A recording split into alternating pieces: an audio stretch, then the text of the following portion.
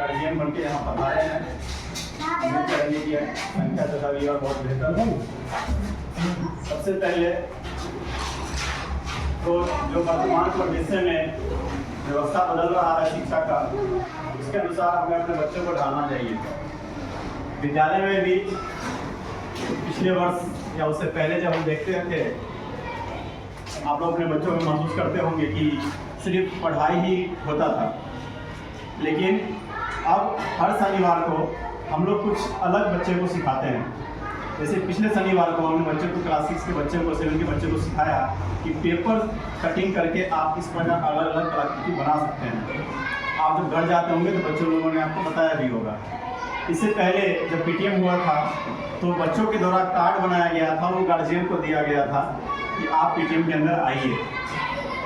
आज भी 4 के बच्चे 5 के बच्चे मैंने उनको बुलाया नहीं है, लेकिन आप ये सोचें कि व्यवस्था और उनका सोच कितना बदल रहा। खुद ही आके मुझे कहते हैं,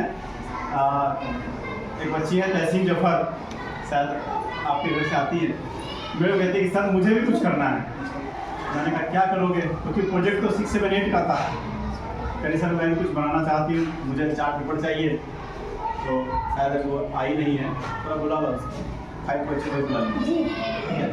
पीछे से जब भाग लें, हम भी कुछ बनाएं, हम भी कुछ नया सीखें। जब पिछले साल पीबीएल प्रोजेक्ट बेस्ड लर्निंग मतलब प्रोजेक्ट के माध्यम से बच्चों को सिखाना है, सिर्फ किताबी कीड़ा नहीं बनाना है। ये चीज़ कैसे होता है, हम खाना खाते हैं तो खाने में कौन कौन सा चीज़ हमें खाना चाहिए, कब खाना चाहिए, क्या नहीं खाना चाहिए, उससे कमी से कौन सी बीमारियां होती है, आसपास स्वच्छता किस प्रकार से रखना चाहिए।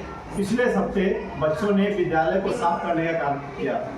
आप देखेंगे कि जो पुल है अभी गेट लग जाएगा, उसके बाद में 2-3 महीने के बाद विद्यालय का रौनक कुछ अलग ही नजर आएगा। क्योंकि हम लोग जो करना चाहते हैं वो शायद गेट नहीं लगने की वजह से नहीं कर पा रहे थे, लेकिन अब वो हम करेंगे। सबसे पहला जो विषय है वो है स्वास्थ्य का, और स्वास्थ्य जो है वो डायरेक्टली रिलेट करता है हमारे खान पान से।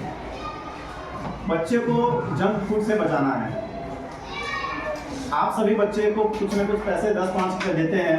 जब वो विद्यालय से आता है तो स्कूल आने से पहले पास में जो दुकान है या राशन की दुकान पड़ता है, वहाँ से कुरकुरे चिप्स के पैकेट खरीदता है।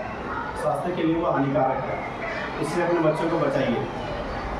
आप अगर उसको समझाएंगे, कहते हैं कि माँ जो होती है पहली शिक्षिका होती है, परिवार से बच्चे सब सीखते हैं। आप अगर थोड़ा सा मना करेंगे तो धीरे धीरे बच्चा सीख जाएगा। साथ ही साथ ज़्यादा चॉकलेट को भी अवॉइड कराना है बच्चों से। साथ ही घर के आसपास जो है थोड़ा स्वच्छता रखना है। अभी बारिश का मौसम आ गया है, पानी इकट्ठा हो जाएगा, मच्छर भिनभिनाएगा। यासंते नगर है तो वहाँ पर थोड़ा डाल देंगे ताकि मच्छर जो भिनभिनाए नहीं। मच्छर पानी इकट्ठा होगा तो बीमारियाँ फैलेंगी और बच्चे बीमार होंगे।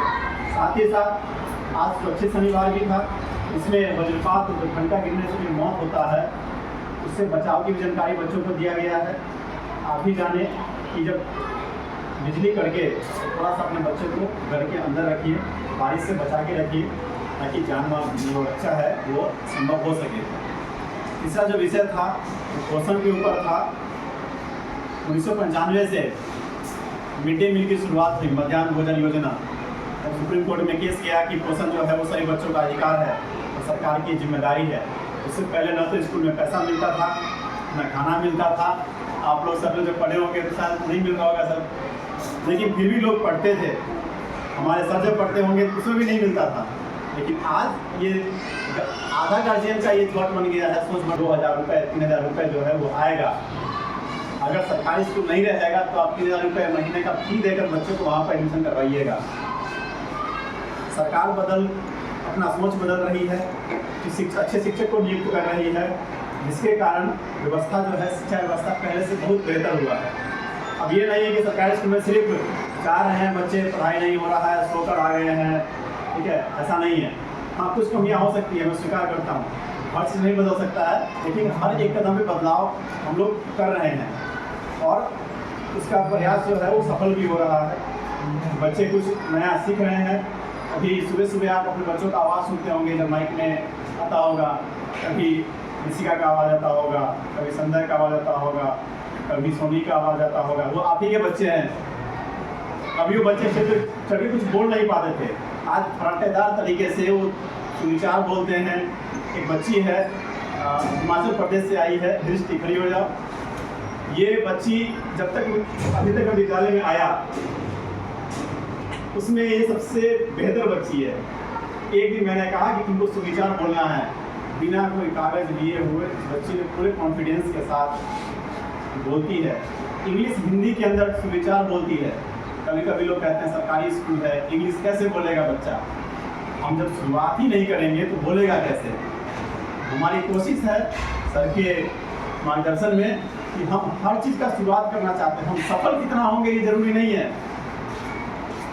पहले थॉट भी नहीं बोला जाता था, सुविचार भी नहीं होता था। सुविचार हुआ, हम एक कदम आगे बढ़े, फिर हमारे दिमाग में आया कि नहीं सर हिंदी में बोल सकता है बच्चा तो इंग्लिश में भी बोल सकता है। अब हमने कहा कि नहीं अब इंग्लिश के अंदर भी सुविचार बोलेगा। फिर अब कोशिश है कि फिर प्रसंग जो है वह इंग्लिश में बोले। पढ़ने से आपके बच्चों के अंदर आता वो एक सरकारी विद्यालय जो कि प्रखंड का सबसे बेहतरीन विद्यालय है। शिक्षक के जो यहाँ पे कौशल है उसमें कोई प्रश्न चिन्ह नहीं है। वो विद्यालय आपके बच्चों को प्राइवेट से बेहतर शिक्षा देने के लिए अग्रसर है और इसमें हमें आपका सहयोग चाहिए।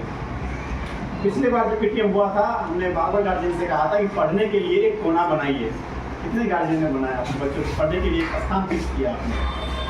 क्या वो कहीं भी पढ़ने बैठ जा रहे हैं, हॉकी पढ़ने बैठ जा रहे हैं, गरीब साइकिल पढ़ने बैठ जा रहे हैं, आप मोबाइल चला रहे हैं, बच्चे पढ़ रहे हैं, गलत पहुँच जाता है। ये हम नहीं कह सकते कि सरकारी स्कूल के बच्चे कुछ करेंगे नहीं। सरकारी स्कूल के बच्चे जो बच्चा संघर्ष झेलता है, जो गार्जियन संघर्ष झेल के अपने बच्चों को पढ़ाते हैं वही कुछ करता है।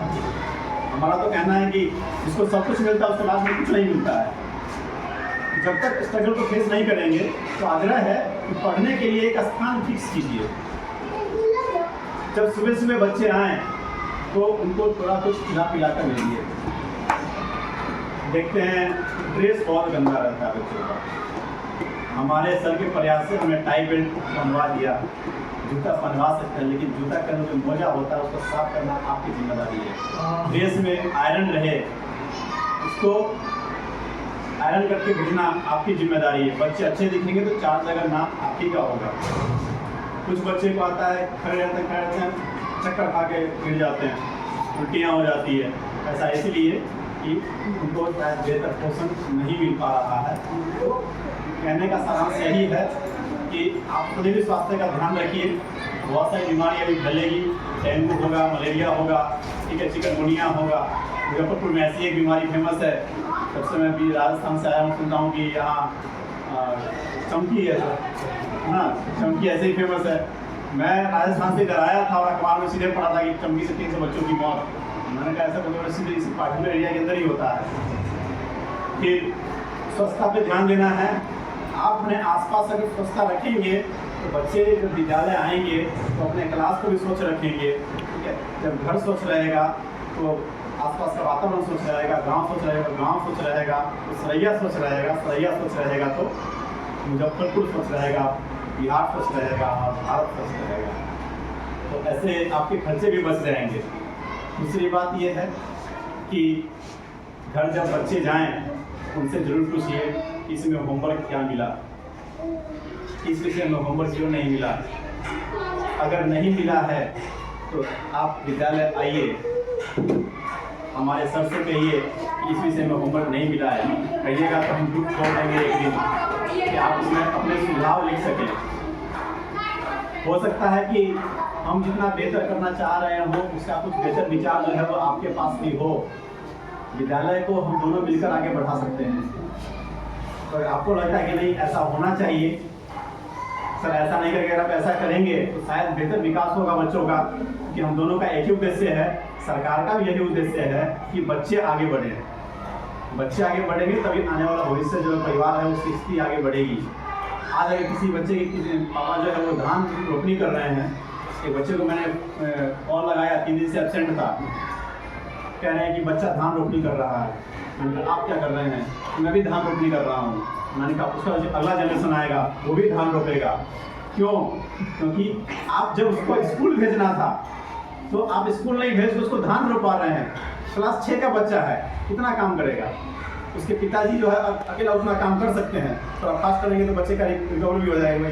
बच्चा का 10 अगर वो होता धान, ठीक है, लेकिन पढ़ाई जरूरी है। कुछ बच्चे को देखते हैं, एक दो बच्चा मेरे संज्ञान में है, गोलू कुमार है, क्लास 6 का ही, वो दूसरे स्कूल में जाता है। एक ग्रुप में हमने भेजा था कि 3 दिन से ज़्यादा अगर एब्सेंट होइएगा तो विद्यालय से नाम काट दिया जाएगा। हम वो जब तक यहाँ रहें वो दिन देखना चाहते हैं कि जब गोपालपुर नेवरा में बच्चों को पढ़ाने के लिए इंट्रेंस लेना पड़े, ठीक है। एक शिक्षक होने के नाते मैं वो दिन देखना चाहता हूँ कि मैं वैसे जगह से आया हूँ। हम ये नहीं चाहते कि सैलरी मिल रहा है, आप पूछ नहीं रहे हैं तो हम कोई काम नहीं करेंगे, आप नहीं पूछेंगे तो भी हम काम करेंगे, हाँ आप पूछेंगे तो हम डबल स्पीड से काम करेंगे। अब मैं चाहता हूँ कि अगर आपके कुछ विचार हों तो आप अपने विचार व्यक्त करें, शिकायतें भी कर सकते हैं। तारीफ से बेहतर आलोचना होता है ना, तारीफ नहीं कीजिएगा, आलोचना जरूर कीजिए। कुछ कमी लगे तो सब सुनने के लिए तैयार हैं। धन्यवाद।